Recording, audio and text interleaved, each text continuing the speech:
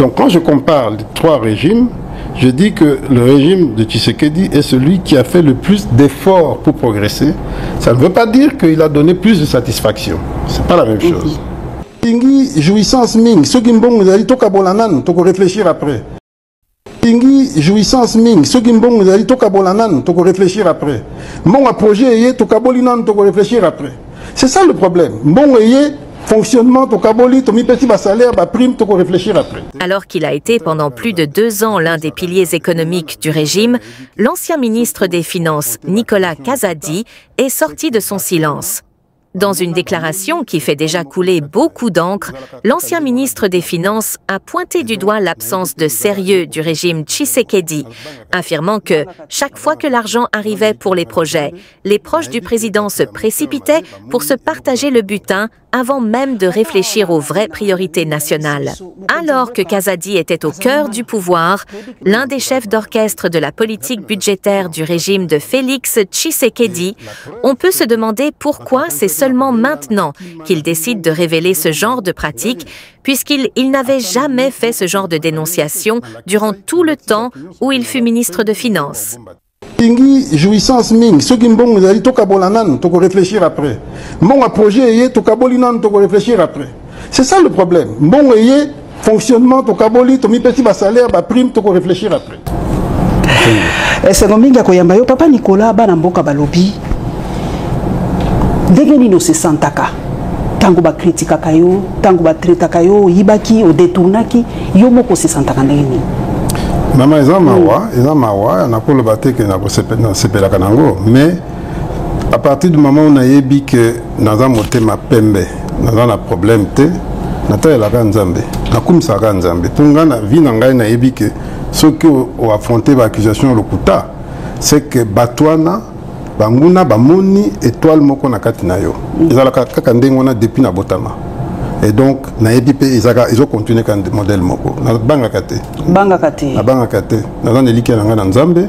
Na ebi que bato ya mutema mabe ba moni eloko dans la kate na ngai. Papa na nini ba yebisi biso mokonzi mboka azali mal entouré. Tu ebi que Nicolas Kazadi est un très proche du président de la République. Tango bato balubaka. Bilonde boza ko pesa mokonzi ba conseil mabe. Ya zalem susu na makanisi malamu mais Nicolas Kazadi pembeni na koloba te. Oyo te boye. Il y a solo wana penza entourage. Mais ngai pe na koki koloba ndenge moko. Oh nous c'est yelinga wana. Ezaka pona même entourage wana ya mabete. Ngai pe naza victime ya entourage wana ya mabe. Et la preuve c'est que bato bakanisa ki na kolenga na kokima na zimbongo na zo bombango ngai yoto. Ata minute moko te na lenga te na lakisai na lakisi bato nyonso ke naza pembe naza eloko ya bomba te na affronter bato lokuta basuki pe. Mais comme bandima de fête, baza satanat, bandima de fête, abandeli lisusu. Mais batwana kaka, batu entourage à mabe wana, nde bazo continuer musala na bango. Isa solo, président za entourage à mabe. Na confirmé yango. Tango bakotanga Nicolas Kazadi, eloko liboso bato ngomona ka la pandeur forage. Ba surnommé yo kutu moyena lubango ya lite po biso to kala mo a politesse. Dossier où ya lampadaire forage yo. Lokola na zuyo, betela biso en lingala facile pour bato mboka ba comprendre. Au détournaka wapi au sala nini pour le combo na yo ezala lié na lampadaire na forage ngande fona tuna bino ba journalisme tuna wana poti lelo babani na ba accusation na mega constat la conférence de presse boy oh tu as besoin de conférence de presse te zongi sa lampadaire zongi sa forage likambote oh bako to comité na parquet ngabi bon problème ezate ngai moko na kende pas juge na loba na panza makamyo za clair et comme ngana la na bato parquet au mona wapi ngana za olanda bango o te okoki ko ya te po nanu ba lever ba immunité na otenga bi ça le côté ata ezate na ko ya koloba et comme ngana la na bango ti finalement ba kei ko senga na parlement lever nani pona lever à ba immunité po ba yo kangai mutu azana elo se reprocher à cause de comportement le quoi yangai kinga moko na kimaka na sima ba juge na lobake non boya to vanda to lo ba makambo to yeba soki ngai na salini. C'est comme ça que je me suis comporté depuis le début Tinasuka. Lampadaire na forage. Ezali deux projets o ezali que ba signé ngonga na la ministre te nazalaki nanité bango ba signé na ba ministère misusu na gouvernorat ya ville de Kinshasa ngana ebité. Na futa ba combien de projets mama depuis en tant que ministre des Finances, nous avons mis un budget de 4 milliards à 16 milliards. Et vous avez une idée, il y a un nombre de projets qu'on a signé. Sauf que chaque projet qu'on a signé, et comme un bébé, et comme un moutoïbi. Est-ce que les gens ont dit c'est quand même sérieux. Nous avons signé, nous avons signé un projet, il y a 100 jours, il y a un ministre Yav, il a signé un 4. Est-ce que vous avez témoigné ici? Il y a Matata Oyo, Mabengi Kitebi, il a signé un 4. Est-ce que vous avez non, Balandeli Moutou Oyo, azaki ko contrôler si kambongo ezokende ezalaka ndenge wana mais oyo ngai komi kaka batali kaka ngai rubota mutu azaki responsable balandeli ete kombone ezobima te malgré que bakondamné on dirait basali eloko te kaka ngai bozomona bien que ezalaki complot contre ngai. Et pourquoi complot contre ngai? Pour na résultat na salaki betela biso nano lisolo ya forage e bandaka tango yo yaka okuta kango na niveau nini nakuti projet déjà va signer nyoso prédécesseur Nangaï. Et Zalaka nani prédécesseur? C'est le Yaragouli. C'est le Yaragouli. A Komeli, ministre du développement rural, Oyakala, à Lobi, d'accord, n'a signé une instruction à hiérarchie, a commis un bien la lettre, que Nazo Futa, Nazo Lukamoué, Natala Nenge Nago Futa, Nenge Toyokani, Nakosa la montage pour notre financement Nango. Ndesika Yasukaki. Ngasi qu'on a yé Nazui. Tanga Nathalie Bonabi, ah, c'est quand même bon et belé. Nathalie peut entreprise en go ya Maïka Senganabi, mais yé. C'est le premier projet na yena makoma mayo. Est-ce qu'il y a okoka? Ngamoko na ba doute. Na ba doute. Na komi entre-temps, balabade ango zaki combien papa? Tout ça na ba forage. Non, zaki combien ba forage? Zaki 1000 forages, 400 millions de dollars. Ça fait à peu près 400 000 dollars par forage. Mais les forages simple à boité. OK. Les ba station à forage. Donc, différence, il faut pas comprendre. Les alliés forage, on dit que c'est la OK. Les alliés station à forage. Donc, les alliés qui bâtissent, un château d'eau, réserve maï, et puis traiter na maï, et puis tambisi parfois 2 km, 3 km. Normalement, ils ont projet Ndengwana. Le même type de projet, tout ça là, on a Banque africaine de développement, juste avant, il y a un projet comme on a prise. Tout ça là, forage, monsieur, et Matati, 700 000 dollars. Et maintenant, 300 et quelques mille types, 700 000. Selon Bissika, selon profondeur, tout ça. Donc, pour nous, 400 000 dollars par forage, c'est le cas gravité. Mais malgré, on a quand même que, il y a un projet de ça qui est liboso, on a 700 000 euros, on a que château de Bassali à béton armé, à Mounene, monsieur, on est à 7 km. Quand on a comparé, on a dit, na boité, tout ça, on a 100 000, mais, ouais, bino 400 000, na moins mingi. Beaucoup nan bota lango lisusu. Baké batali yango, puis bazong babi non, biso comme tozo qui devait élection, tout ça le sacrifice, pour bakisa lisusu 340 stations au lieu de 1340. Est-ce qu'on a quoi boya? Parce qu'on a vu que la prise à niveau, on a pris à mon belé. On a fait l'effort pour que nous avons besoin de bon, on a binoté, on a besoin de bon, on a binoté, mais bon, ça quand même, pour ça l'effort. Baké va discuter avec le ministre Rubota. Le ministre Rubota, comme il a dit, non, bateau, il y a un 340 stations à forage. Mon thème est quitté, on a bien bon tout bando fouta. Mais pour nous, ça y est, avant tout, comme on a point, tellement on a doute. Na Bengisaka, directeur à la Banque mondiale, français, M. Jean-Christophe Carré. Na ébissé, tout un projet de forage, mais na ébité ce qui est entreprise pour la première fois ça modèle projet modèle. Est-ce que nous avons un moyen de bon on a fait pendant bino que vous savez le même projet, il y a 400 millions, il y a coupé ça à tout maï. Ah bien, ils ont dit moi bien, to côté labo, to qui travailler. Mais au lieu de ça, nous qui pour moi, malin mingi. Et ça, en septembre 2023, nous avons tout ici. Oh, biso to comme peine élection, tout le baki que non, tout ça nous qui pour oh, il y a biso salama. Avant l'élection. Avant l'élection. OK. D'ailleurs, tout ça se rattraper, mon pour tout ça banane voilà. Et puis ici sur la Banque mondiale, il y a un projet comme on a passé là, et là qui est un peu différent. Par le but, tout ça va forage pas batté. Tout ça appelle la latrine dans la classe, dans l'école, donc comment est-ce modèle nous Tobi non, nous avons un simple forage, et ça on appelle nos qui pour battre ces là. Donc comme c'est comme ça, tout continue quand on a Biswana, na Biswana, on a Banque mondiale et qu'on a après. C'est ce qu'on a fait. Maintenant, il fallait quoi accélérer. Robot a accéléré. Entreprise Wana ici est importé plus de 300 stations. Bon, papa, en procédure d'urgence. Ça, c'est pas un problème. C'est pas un problème parce que tout ça, quand on a procédure d'urgence, c'est un gars qui l'a prêté. Ok.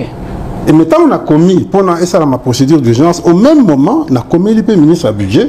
Boji na yebisi tala na zo futa boy na procédure d'urgence, yo mo sala tout pour régulariser. OK. Dans ça, je réponds jamais. Entre-temps, tout ça, politicien, toujours qu'une élection, président, il fallait tous ces policiers, nani salama, tout bani pour ça, tout fouti bangot.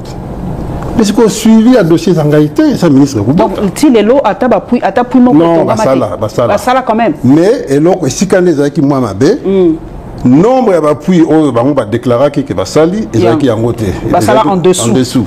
Mais bazo ça là quand même. Et pourquoi bazo qui retard? Pour ministre Roubo Tande, il fallait appeler ça bango bisika ya kosala. Yépe kuna manœuvre. Sikoyo eloko ekwe ici Roubo Tazali nini. Ezali que tant on a FC bango mais bino bolobi que bosali 89 stations. Ngana sina futi pona 200 et quelques stations.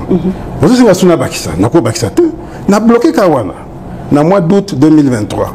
Na bloqué Kawana ba komelinga so combien 10 fois na habité na ofuta soute. Mbongo esi ebimaki. Esi ebimaki na biboko kisana no mbongo bozwaki. Bolobaki que va mbongo ebeli popo ke noki. Ngana suika wana. Rôle ya IGF siko na kati ya nini lipo ye mutu akontrola kabalobi en aval avec la mission moko politique. Pour mko nani inspecteur IGF alingete ba prometa ki so sali bien ti pona so kwa yo ko place na ye. Hier ngaka comme ministre ya oui, d'abord ameka ki nan primature kaka na journaliste na ye wana amoni que simbité a comme kanisa ke azota ministre de finance avec ba encourager. Bato ba encourager ils appellent bato ba ki contre ngai. Donc, Basangani, basa la montage en Dengwan. Et comme, à ça, on contrôle, ce qui y a lobby, avant de réfléchir, en plus, avant de contrat, on a bien union sur les journalistes. On a contrat il y a IGF. Il y a solo. Na tuni. Ah, pour ma camonenge lo banaka na yebite hein. Ah. Pour ce qu'on a contrat na yo komona que ba déranger pour la mission. Nga buta déranger ngate papa. Yo yebinga to yebinga. Ala na liberté d'expression ko ça na te, mais ce qui est vrai c'est que avant un contrôle, il y a des médias et belé. Ah OK. Ce qui est aussi un problème avec la démocratie. Parce que d'abord, un organe de qui s'appelle yo pour contrôler rapé ba lobaka pe yo pour somba ba journaliste. Mais non, oza ko lobaka na papa IGF ba. Non, na moina tangelo pe ba kombo ezate. Faut que tu soupe ba journaliste ba za yo ba ali. Ce qui ngai na za la kan esprit wana ma chère. Ministre des Finances, c'est pas l'argent qui manque. L'argentier, donc... J'ai des fonds secrets, j'ai de l'influence, je pouvais acheter tout le monde. Mais je n'ai pas cet esprit. Moi, je travaillais pour le pays. Avec l'esprit en tête, j'avais une équipe de communication, c'est vrai. Tout le monde fait la communication. Et c'est qui n'a sens que nous sommes babatou, nous défendre la promotion. Non. Ma seule promotion, c'est mon travail. Et mon travail, les résultats sont là. Mon côté, depuis Mboko et Zalaka, à Sala, on gagne Sala. Ça, c'est la vérité. Au Salani. Palpable. Maman. Quelle est une entreprise minière? Tout n'a pas un moko, non, ministre, tout ça, n'est cop, à qui ça, un peu mouquet, tu peux ça. La commission, 10%, 20%. Je te dis que n'est qu'au Luka. Je le dis ici. Projet y est coca à 20%. Je le dis ici. Ce qui dossier y est pas papa Kazadi. Il faut 30%. Mais la qui s'engaille moutou. Je le dis ici. Comme on a pas projet monsieur. Lampadaire dans l'action n'enga mouta qui bakal pour mbongo élimenter. Ce qui n'a pas ta commission. N'enga ça n'enga non. Ba pesa ba mbongo ba pesa ngai. Je n'ai jamais fait ça. Na oyo wana kutu za projet nangaite ba ministère monsieur Smina oyangai centre financier na arena pour moni biloko ko ndenge na sali bango nyete ba na kanda na silate wana donu non il y a pas de silate maman on se na arena basala on na 1 an na 2 ans oh biso to sali ça miracle centre financier tout ça là on a 18 mois c'est un miracle bon il ba copé ko kumisa eloko bien vous avez déjà vu dans quel pays basali 100 000 mètres carrés en 18 mois ça n'existe pas. Batamo kilimo mba komisi kaka binonde pour mahele leki bonzo mais so to moni esité to moni esprit à critique nde elata bino mabe ko critiquer ni mabe te ko pesa bino makasi oui mais critique et puis critique ezaka positive na négative ce que ça bien faut qu'on dise Mais le qu'on a. Mais oui, Arena, on va bien simbo 2 fois 3 fois autour. 2 fois non. Et si la carte Arena on est ça. Nango yebani c'est 104 millions. Et bimani so. Comparé non, na limité. Mais on a évité quand on a kenda et si la carte. OK. Mais comparé na ba Arena Missouci Afrique, c'est la moins chère. Mais pourquoi besoin le bangoté? Pourquoi besoin le baté que ngai Bayokanaka première fois 125 millions et comme il joue à signer et comme 175 millions. Nana Matisi. Ah. Bon, bien bateau d'investigation. Pourquoi personne ne s'intéresse? Pourquoi l'IGF ne s'intéresse pas? Pourquoi vous, là, les soi-disant journalistes d'investigation, pour qui peuvent en voter? Bon, que nous tournons. Pourquoi ministre à lobby en haut? C'est grave. Bon, tout, non? Pourquoi Ndengeni ne komaki? De 125 à 175. Ça, c'est un. Deuxièmement, bon, tout, non? Ministre Nini, Oya Sengaki, que Babo Mango, et Salingaï. Naïbsi président a soutenu Ngaï tout Bomiango. Yo kasi que on a article tranquille. Bon francophonie, que batanga na. Non, francophonie coûte ngana dans kanda nango makasi. Pour na ebi que basali ba bu moko ya kusakana te. Ba détourner mingi na francophonie hein. Mais comme bazaki entre bango ba yebani. Basali makam na bango. Moi au contraire ba gangelanga une fois. Pour na kritikaka makambo ya francophonie on a dit mais tala est-ce que c'est normal ndenge mataboy? Mais en réalité, moi je n'ai rien à voir dedans. Mais le problème dans ce pays, quand tu es dans la mafia, tu n'as pas de problème. Quand tu n'es pas dans la mafia, vous n'avez pas de problème belé. Parce que tu déranges tout le monde. C'est ce qui m'est arrivé. C'est ce qui m'est arrivé. Mais pourquoi aucun journaliste n'a relevé le fait que lui au moins, et l'autre qui 125, comme ça 175 millions, à BBC Ango, Poison Sango a 104 millions. Pourquoi personne n'en parle? Non, il a surfacturé. Pourquoi personne n'en parle? C'est pas normal. Un pays comme ça, c'est un pays qui n'a pas d'avenir. Et là, clair, Papa Kazadi. Pourquoi personne ne reconnaît que il y a un lampadaire? Si quoi lampadaire et tiens combien? Bon, lampadaire c'est 2500. 2500 lampadaires. Si quoi? Non, c'est qui commande à 2500 lampadaires. D'abord sur le prix. Et c'est comment? C'est comment grâce à Ngaï. Ce qui a été mais grâce à Ngaï contre l'avis de l'IGF. IGF a dit qui va payer sa fournisseur bongo. Ngana boy, nabi non. 30% si coquille, nous sommes ça les salama. Nous ta commission elle se comporte comme ça. Non, c'est tiama. Non, et sur la la commission se comporte en ngwana. Elle dit non, vous payez 30% ça la musala. Au etikali, vous fout à la fournisseur na pour tout assiette et bloque comme.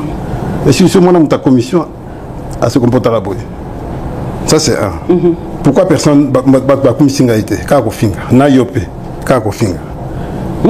Nanga ipe ofinga ngaipe mabete non ça musala ngai ofinga ngai musala mais na finga yote na lobby na critiquer nga tuka na finga kate papa na ngai dikanga nga bongo te mais soki na critiquer na lukai leo na luki to pesa ngai éclairage na finga te papa Nicolas Kazadi ofinga ngai kina za voleur kina ko finga eza loko mususu nga na finga kate papa eza ko finga te na même c'est le tweet na yo ça le côté national na pardonner bino donc otanga ba tweet nanga menga la finga kate mais tolobaka o tolo ya wana lelo tolobite to luka yo kasi opesa biso lokolo lobito finga yo bon lisusu mais so sa politique il faut ndima peka moi wana nasi yango na ndima kaka makambo ya nani ya balobi surfacturation ba lampadaire makasi maman lampadaire oyo bazolo ba wana ya Solectra $4,900 au tali capacité nango 60 luxe. Lampadaire, il y a Proton, il y a groupe Raoji. 30 luxe, donc la moitié nango, na makasi. $6,200. Mais on a pas mouni angote, et les clients ont kabou. Kaka ou wana nde ba surfacturation. Surfacturation ngo ngam na chiba kal po isala. Vous avez benemi belé hein. C'est ça le problème. Yo pe kota ka mafia te, vous avez benemi belé. Ah, on lobby ango bien. Mais na kota mafia te. Ceux qui prennent na kozanga poste. Botika na poste na bino na mafia na bino. Ngana za kunate. Je suis heureux, je suis bien. Maman, je suis libre, je ne manque pas. Reprocher moi orgueil, balobi obeta rapeto lo mingi tu es pour émission moko salaka lobi obengi chef de l'état na téléphone balobi orgueil le kiyo papa. Maman, orgueil le kiyo. Donc tant bazo nga boy nandima na loba c'est quoi ça? Na za yuma na bango? Na za yuma na bango te? Donc yo benga télé bengi mo konzika boya pesi yo pe réponse kaka boya donc il faut le bango bazo reprocher bino balobi makamunyo so bino bosala ka na kuku boni ko pesa ngona na porte bozo kitisa mo konzambo il faut le baka ko benga mo konzambo en quoi na kitisi mo konzi ceux qui na lobby que grâce na soutien na ye to parvenir ko bebisa cop moko ya batu frappe moko ya batu ya 50 millions et là ko ni na sali na babé wana tant que bakango na aéroport awa tant ministre de justice ataki moi est-ce que fallait le baka que mon continent mutasova pas libozo te mon problème parce que le mutasova kayo asova ngaité yenda permettre kayo bima na aéroport non maman oya permettre ngana bima ezali procureur général près la cour de cassation a soit injonction mon kondi alors c'est faux il a signé mukanda pour na bima na komi na moment ko bima ministre na bino la justice oyo nde a komi ko sala agitation a futi batu ba nous sala ba tweet ba ba que non ba okanganga que na voyager et tout hier muto sala intervention contre la justice et pas mon chef de l'état pour na bimate c'est ça la vérité donc ceux qui muto sala intervention ils allaient ministre ils allaient ningai ni chef de l'état c'est tout. Alors, mais vous le savez, vous avez la capacité de comprendre. Mais n'évitez pas de sélectionner Magama Oloba. C'est ça la vérité. Lui, il a fait une intervention. Ok. Papa Nangai Balobi, Papa Nabiso Godin pour Yalobi, en tout cas, gestion Mikolo et finance publique à Malamoté. Na ministre Sika, Doudou Fambato Pessimbote, mais Galengina Tunayo, tant ou Balamboka, Balobi Nanga Lokolo, comme on Papa Nicolas Kazadi. Balobi Mbongo et Zalakanamboka Nabiso. Le Congo ne manque pas d'argent. Oh bon, mais il y a aussi Mbaka finance. Est-ce qu'on a vraiment l'argent dans Mboka surtout les amis? Maman, Mbongo, Ngai Papa Nanga Aza économie, Azaraki économiste moko de renom, et il m'a éduqué correctement. Aïb Sangai toujours. La fortune, ce n'est pas la quantité d'argent que tu as. Okay. C'est comment tu gères ce que tu as. Et il y a des gens qui gèrent tellement bien le peu qu'ils ont. Et il y a des gens qui sont irresponsables. Des problèmes, toi, on a beaucoup. Nous avons une expérience. On a mis un budget de 4 milliards à 16 milliards. Au fur et à mesure, ils ont mata, la rubrique Peso Bakisama, la prime Peso Bakisama, Banan Peso Bakisama, pour Salam Salam Alonga, il faut Bunda. So Bundi, tu es au Kénékabou. Pour moi, il y a 30 millions de dollars. Jeton de présence de Mikabi. Donc c'est ça le problème de ce pays. Donc c'est gestion à Bisso, mais c'est ça le problème. Je vous ai montré pour l'Assemblée, Sénat, la dotation à Bango. Il y a 2017-2018, ils avaient 5 milliards par mois. En 2022-2023, ils ont commis 47 milliards. C'est dit presque par 10. Mais vous avez ministre de la Finance, il y a budget et qu'il y a une institution. Un projet de développement. Mais 80% budget qu'on a une institution. Mais ceux qui ont le bien, c'est ça qui m'arrive. Mais c'est la culture congolaise. Tolingi jouissance ming ceux qui mbongo zali tokabolanan toko réfléchir après mbongo projet yé tokabolinan toko réfléchir après c'est ça le problème mbongo yé fonctionnement tokaboli to mi petit ba salaire ba prime toko réfléchir après comment veux-tu expliquer que na premier mandat Mobimba l'État a créé 53 établissements publics Yassika donc c'est des gens qu'il faut payer et tout ça et puis on les crée en cours d'année même pas de prévision budgétaire. Oui, on l'écrit Kili. 53 en 5 ans. Donc, et puis ils commencent à recruter et puis ils n'ont même pas de cadre limite. Comment recruter, tout ça. Comment veux-tu qu'on s'en sorte? C'est ça le fond du problème. Mais bon, il y a un conseil que ça ne va pas. Le conseil des ministres, il y a un mais c'est simple, ils ont ma tata. Mais ils ont comme tous la famille Moko, famille Congo. Il faut que soit temps à expliquer à Batouba comprenne ça. Mais il faut peu courage à ça pour avancer. Et rien n'engaille peut-être des équipes qui n'ont pas mingi. Pourquoi? Parce que nous avons une expérience à Bamboke Belé. Nous avons un outil qui a ici Koyo et Zamabe. Parce que Mbangu au bimi faut mutu. Alors là tu sais qui ndoki. Motuna moko bato balobi obundisaki bato bazali koloba sele ya laguli azali kolinga kobimisa mbongo te yopo balobi osaki parmi bato bazali ko se plaindre mingi na sele ya laguli ba projet nyonso mokonzi ya mboka azali kotia kaka stop ozwi place na ye okomi balobi ofungoli ndeje balobi pa na yo nde ezalaki soki babengi 5 millions papa kazali apesi babengi bobabi eloko bande koluka yango nga lisolo nga na yebi balobaki nga nafutaka te naza moto ba blocage na kambe ezalaka sele te yo te ngai pe yo pe balobaki pe moto ba blocage. Pourquoi? Parce que tu as 100 millions à battre. Attends, on se paye ici 50 millions. 50 millions msusu bakoye loka kamabe. Donc c'est ça le problème. Et pourquoi battre balingi mbongo ya ofele balingi msalate? balingi mosala te et soki tocontinue ka ndenge wana mama ata bacuivre na cobalt esali biso ke esali ke tokomi na budget ya 100 milliards tokoyokana kaka te po toza kimia te toza calme te des problèmes toza nango. Comment vous pouvez-vous expliquer que entreprise publique ata mon côté et ça la ka ba bénéfice ata mon côté nyonso to ana tout longola kaka Sensap na nani INSS wana CNSS mais bango ils ont entreprise publique penza te ils ont bango bato mais au nyonso c'est kali ata mon côté ça ka ba bénéfice ka ba problème mais tala bambongo bazomi fout entre bango on a un conseil d'administration, 50 000 par mois, 100 000 par mois.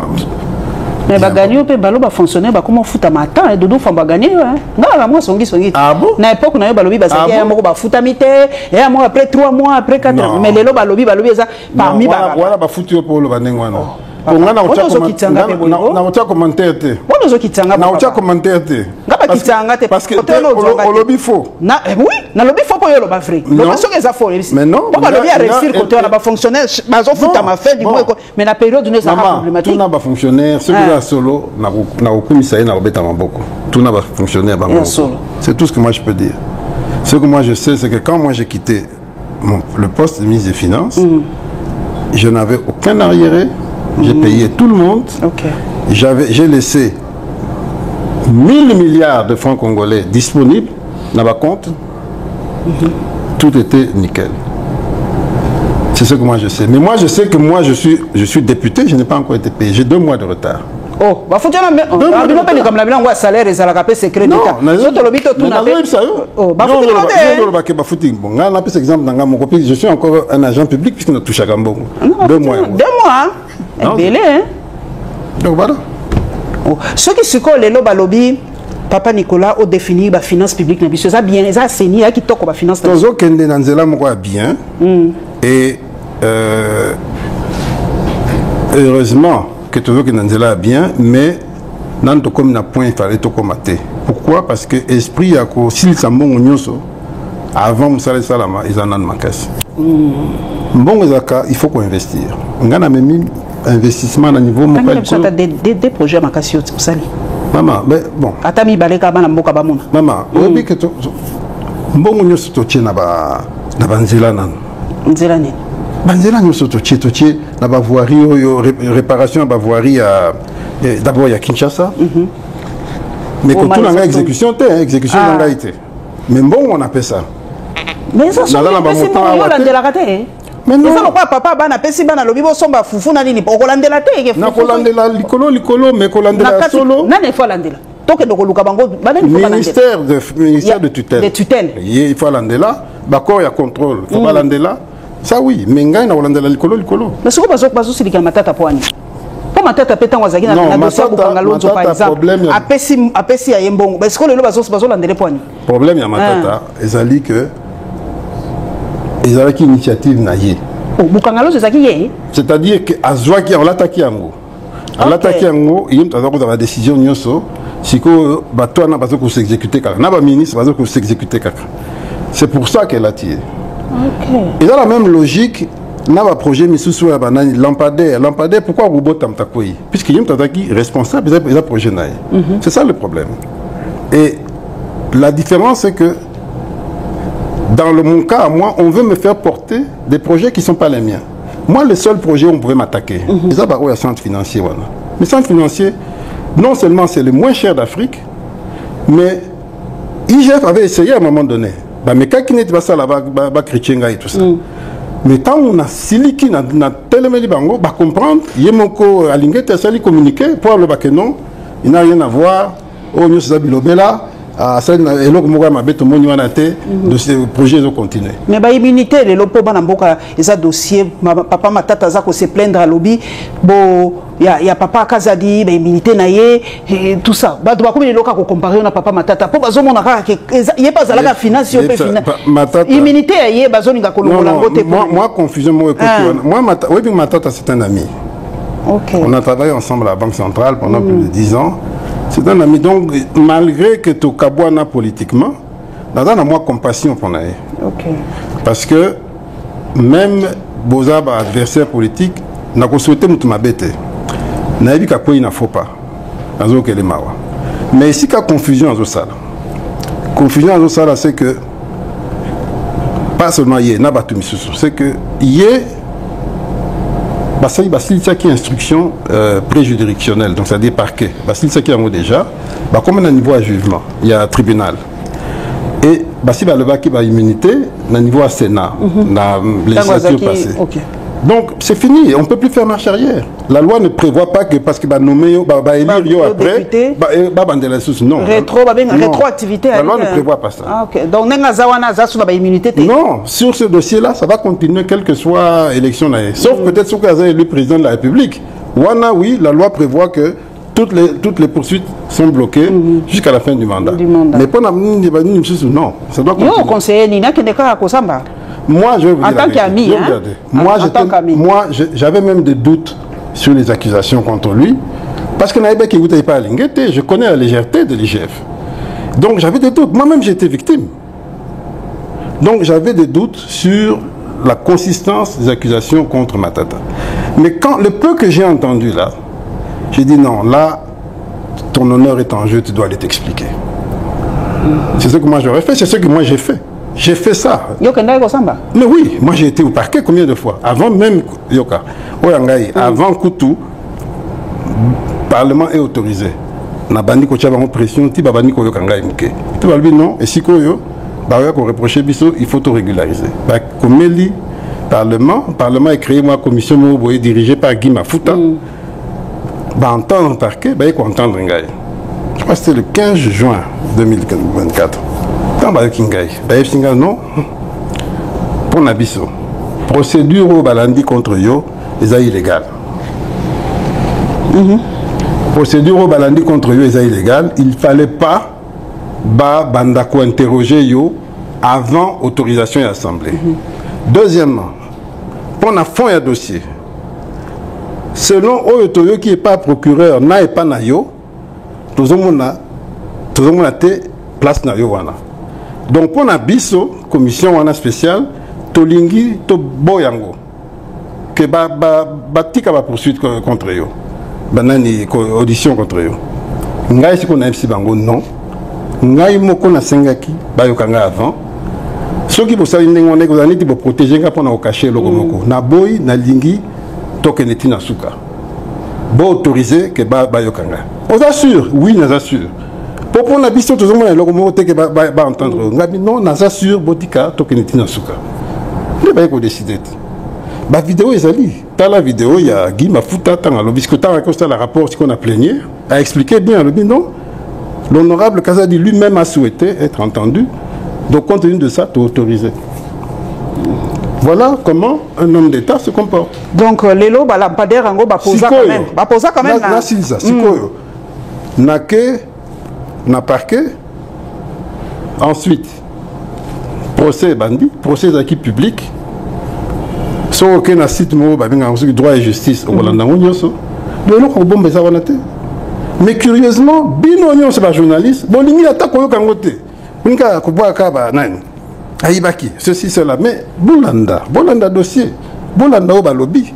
Bo senga ba rapport, bo étudier bino ba investigation. Bolingi angote, kako finga. Papa on a un journaliste d'investigation. Ngai na sina loba na plateau na zanga journaliste d'investigation. Tenga musana ngo moi c'est l'interview. Hein? Ba investigateur na ba investigatrice bazo boa ke ndebino. Papa na ngai. Lelo oyo ce qui moi na mboka lobi kasi esika nini ba lampadaire ngo batia na ba forage. Mais maman, beaucoup mutu na ba kolo lampadaire. Beaucoup jokini ngo bila est là. Mais Daniel Bumba est là. Mais ngana ko yebisa oka puisque ngobila boyango Ngana ko yebisa yo kaka o ngana yebi. Na yebisa o yo ka bien. Ils avaient qui 2500 lampadaires. Ba fournir je crois 1900. Ba tchétché na banzela nyoso. C'était qui ba 600. 600 ngo il fallait dans la route de Matadi. Route de Matadi ngo ba bandi ko timola po ba tcha banani. Ba piquer ba tcha ba lampadaire. Entre-temps Daniel Bumba a zui et bonga ya gouverneur. Daniel Bumba a 5 entreprises à l'obi non bosto pena noana pour biso to lingi to chango na nzela mususu zo tongama. Tolingi yango supuna te. On va le bon, problème est mais entre-temps, tout ça, il va dépense. Déjà, tu perds un bon projet, on a qu'à prendre ma IGF, mais tout ça, il va dépense, tu timolia et tout. C'est quoi ça, tu as tout côté, la place, monsieur, n'a pas au foot à bisson. Babinon, bon, dit macaca, tout ça, bandimi, là. Ça fait 5-7 mois. Gouverneur, Azoko, ça a monté que Bochango, Isikaboy. Donc, tout le matériel est là, ils ont bloqué. Ils ont bloqué. Mais quoi, qu'on battre justement, c'est ça le risque. Surtout que, donc les 600 lampadaires ils ont bloqué. Surtout que lampadaire, ça la cana, batterie. Batterie, ils ont la garantie à 4 ans. Oh. Mais si vous comptez tant, et ça là qui n'a pas été déjà 4 ans. Et tu as déjà 3 ans. Natangela, au Bissibiso Arena, où il y a Bisso les moins cher. Bissibiso qui gagne Arena 10 000 places, 16 millions d'euros. Non. Dakar Arena 15 000 places, 16 millions d'euros. Kinshasa Arena 20 000 places, 5 millions d'euros. Maman, est-ce qu'on dit bien, on va 10 000 places, 16 millions d'euros à taille.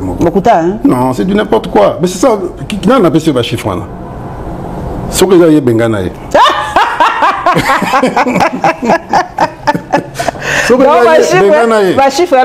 C'est faux, c'est léger. Arena, ça coûte combien? 104 millions. 104 millions? Oui. Oh, bah, on a 175 millions, on a baby ça. Ah, ok. Oh, bah, on a signé, quand on a Turc, na Mozambique, 15 000 places, biso 20 000, 15 000 places, 178 millions. Ok.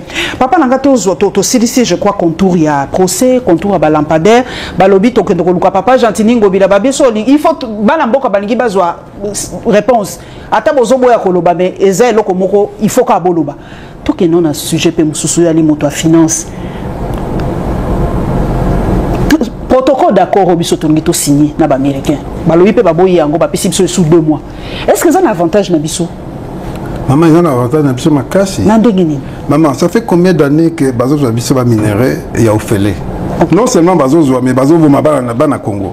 Ok. Tous les occasions que Bato et Bassé la minérer, on a Toyo Kanana Bango en direct. Farafara. Bon, to boya. So boy ne balokio. Si ko bandoki misu ba komi ko critiquer ango, ka po balinga kate loka bien ça là. Balingi kimiate. Là c'est à Rwanda nakati. Rwanda ça na azo pesé te nakati. Non. Dès lors que Toyokani, que tout ça, on a bien, ils allaient accord de paix. Accord de paix, il y a un toujours le côté, ils ont ma concession. Ils allaient accord de paix, toi accord économique. Et les deux. Les deux vont de paix. Il y a un accord de paix et puis un accord de coopération économique. Ok. Pour construire l'avenir ensemble. Parce que, tout le monde ensemble.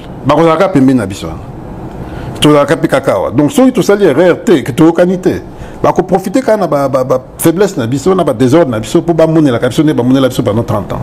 Donc si on veut mettre fin à ça, tout le monde tout le donc biso tozo pesa ndenge bana mboka bazoba biso tozaka ba pouvoir biso to pesi bango biso tozo transformer le komoko te non bango nde ba ko transformer les détails plus value. Non, les détails doivent être discutés. Okay. Nous on va transformer aussi. Mais pour transformer, il faut de l'énergie, il faut de l'organisation et tout ça. Mais c'est pour ça que on a accord, on a prévoir ma énergie, ma barrage et tout et tout. Non, c'est un très bon accord. Maintenant, c'est un très bon principe.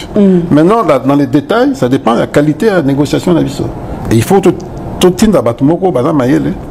monde défendre la position de la vie. Mais surtout, papa. Non, tu vois quand même Nabatou. Maintenant, c'est vrai que écoute, ça va tout doute ming pour Bayebi Bisso. C'est ça. Bayebi Bisso.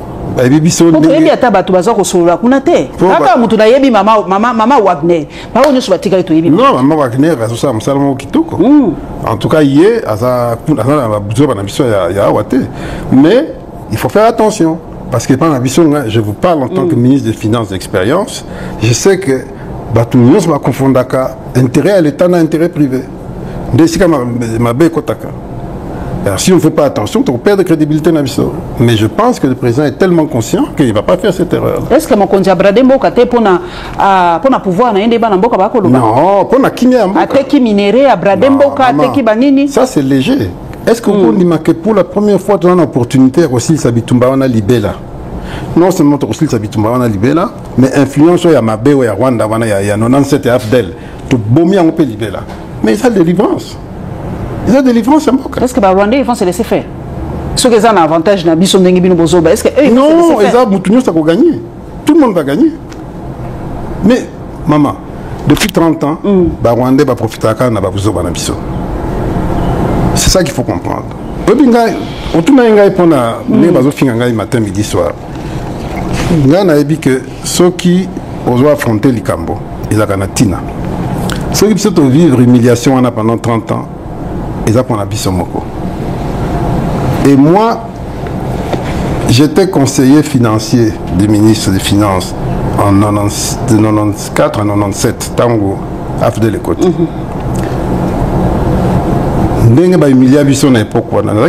J'avais même pas 30 ans.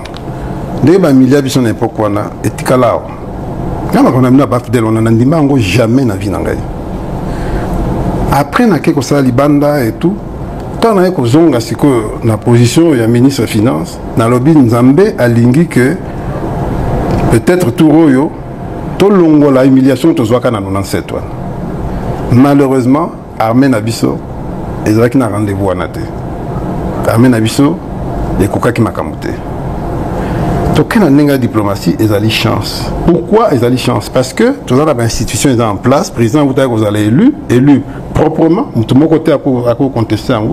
Contestation, ça m'a cassé. Sur l'élection à 7 jours, maman, contestation, ça l'a qui? Maman, vous pouvez contester peut-être sur les législatives, mais présidentielle, c'est impossible. Vous qui me bien. Et donc, c'est parce qu'on a cette chance-là d'avoir des institutions. Parce que Bitumba Afdel, pas ceux qui ont des institutions, alors qu'ils ont des minéraux. Mais tout le monde a des institutions. Il y a des petits poteaux. Ils ont des chances. On fait cette négociation, on finit la guerre et on continue la démocratie. C'est quoi Corneille Nanga. Rébellion, au vivant qui Afdel. Oui. Est-ce que rébellion et Salamalelo na Corneille Nanga ils ont la similitude na o Salama Afdel? La seule similitude dans mon thème Mabé, il y a ba Rwandais na ba traître congolais balinko sakana mboka. Ko ba moni biso bazoba. Et ba la pena tu peux comprendre ne ba moni bazoba puisque de façon toujours gérer makambo parfois. Et puis ça va pousser à kolba bateau bazo comprendre que ba na mboka munene ba na mboka kitoko, so ba comprendre que tu occupé ango. C'est ça la seule similitude. Mais il y a tout le monde. Mais on va dater autour d'une table. On va solater na 23 to non alors mais déjà na doa bazar solo là déjà papa nangai balobi biso toza makasité na lobi oza ministre des Finances mais d'ailleurs quelque part balobi mo continue biso bimisi mbongo belé na balobi rôle ya lobby ezakali justement lobby et koki koya ko salisa yo ceux qui yo moko oza sérieux mais ceux yo moko sérieux ezate et pour compenser Bouzoba na yote. Et on a président dit non, vous tiens mon thème mingi na balobité, bison de photos à la sérieux. Et heureusement, les Américains peuvent pas même vision. Ils disent non, photo solo là, entreviste. Quand bon et belé na balobi, ils ont plus image moi ma vie. Et on a moni que balongoli banana. Balongoli balobi ben bon que belé hein. Moi que na mwanda. Oh là là. Ouais quoi que ça là moi ba projet muso sociaux. Mais il y a 5 millions on est futamate. Il y a solo. Futamate. Heureusement bon et comme a quitté bazon ici au Bali. Parce que diplomatie mon conseiller pensa je sens solo. Maman ça portait des fruits. Mais yango tout comme na point haute. Maman ata nyo se bongité. Mais na point oyo to komi ezali po ba komi koyo kabiso. Diplomatie dans un bienté, tu as un effort et belé à Rosala, tu as la chance d'avoir un ministre il y a bien, ou à bien, mais ce n'est pas suffisant. Il faut un réseau d'information, d'influence, de carnet d'adresse sur aux Anguilles. Oui, mais c'est sérieux. Si l'autre a carnet d'adresse sur sérieux d'être aux Anguilles. Parce que ceux qui sont sérieux, ceux qui lobano, ils ont dit que tant yo lobby, yo.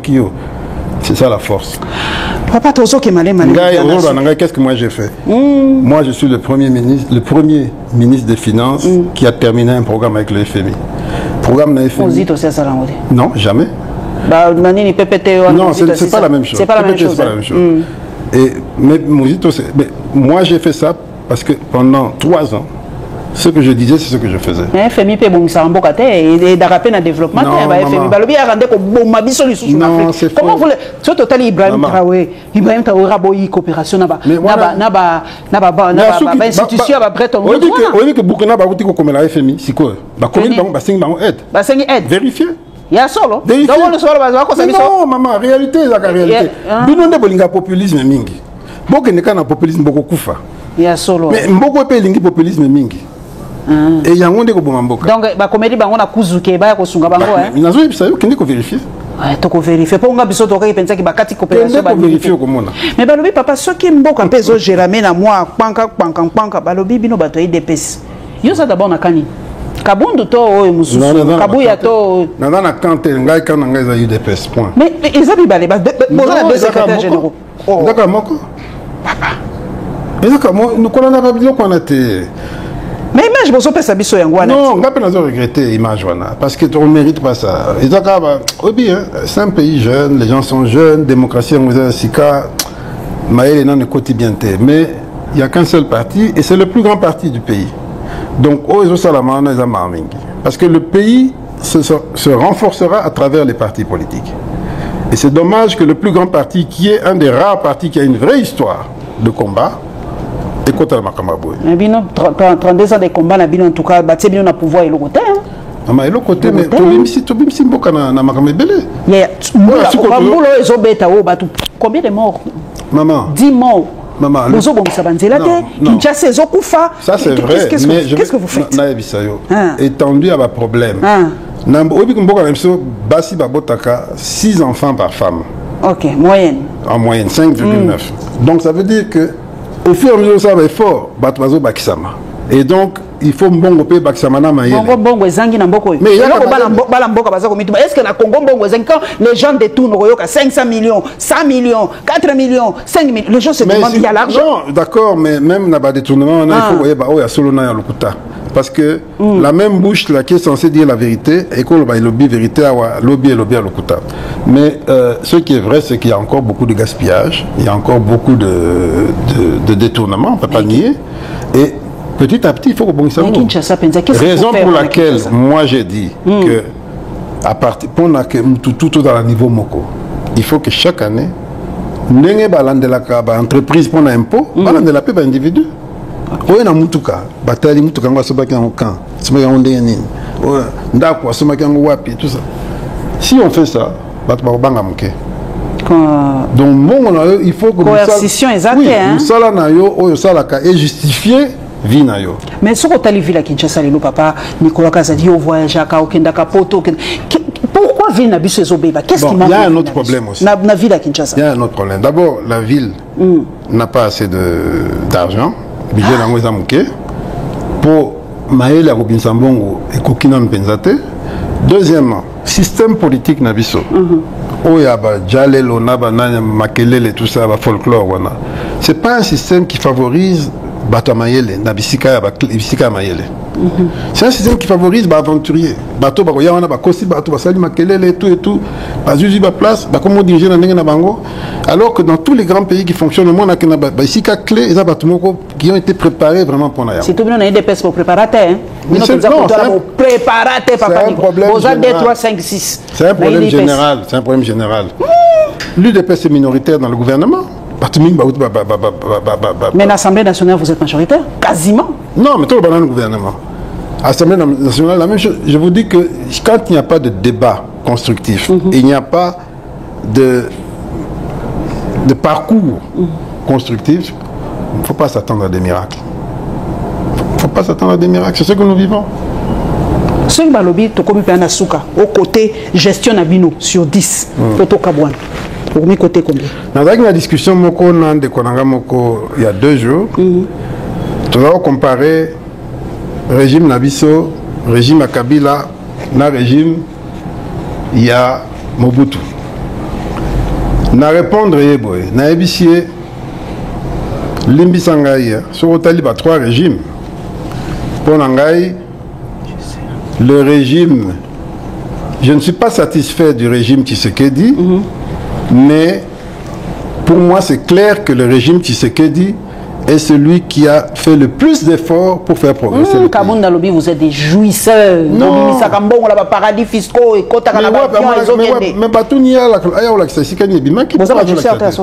non, jouisseurs, c'est les Congolais qui aiment la jouissance. Les Congolais aiment la musique, ils aiment la fête. Ça, c'est une nature congolaise. Malheureusement, ils ont m'abêté. Mais malheureusement, il faut les accompagner dans Moussala. Moussala Zamouké. Et il faut comprendre que Mboka, ouais, Abisso, tu importes à maïs, yo, est-ce que l'on a quelque chose? Bah, c'est bien, il faut continuer. Mais si vous avez comparaison, sous mon bout, vous sentir qu'ils ont béba de plus en plus. Non, c'est-à-dire que les défis deviennent de plus en plus importants. Et puis, Mboko to Eritaki et Poyaki Mingi. Mais il faut comparer effort, pouvoir et ça. Effort, pouvoir et sali, par exemple, pour l'éducation primaire gratuite. Oui, la gratuité. Oui. Non, tant que vous avez dit gratuité, c'est qui Mobutu a ça la gratuité. Mais le même Mobutu, nous avons dit avant Kende. Il fallait qu'on bande là. Kabila a sali en côté. Tshisekedi a dit qu'on donc a sali effort pour que zone c'est là bien. Mais il faut temps, il faut moyens, il faut sérieux, tout ça, c'est ça le problème. Donc quand je compare les trois régimes, je dis que le régime de Tshisekedi est celui qui a fait le plus d'efforts pour progresser. Ça ne veut pas dire qu'il a donné plus de satisfaction. C'est pas la même chose. Ok. Merci Papa Nicolas Kazadi. Mais moi, à mon tour, le prochain gouverneur, il y a Banque centrale. Il y a des réseaux moi, je na Congo 9%, 9 sur 10 c'est solo. Gouverneur de la Banque centrale a élu, a nommé pour 5 ans. C'est un poste, n'est pas magistrat, tout ça, donc ils ont une règle. 5 ans. Pour Longwa, il faut démissionner. Il faut nommer place. Nous avons été le Sali pour Balongolaye et Sikazawana.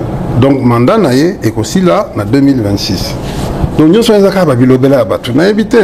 Mais ce n'est pas nommé, on dit non, j'appartiens à un parti politique, je suis au service de mon pays et de mon parti et du président, ça, il n'y a pas de problème. Mais il faut dire les choses comme elles sont.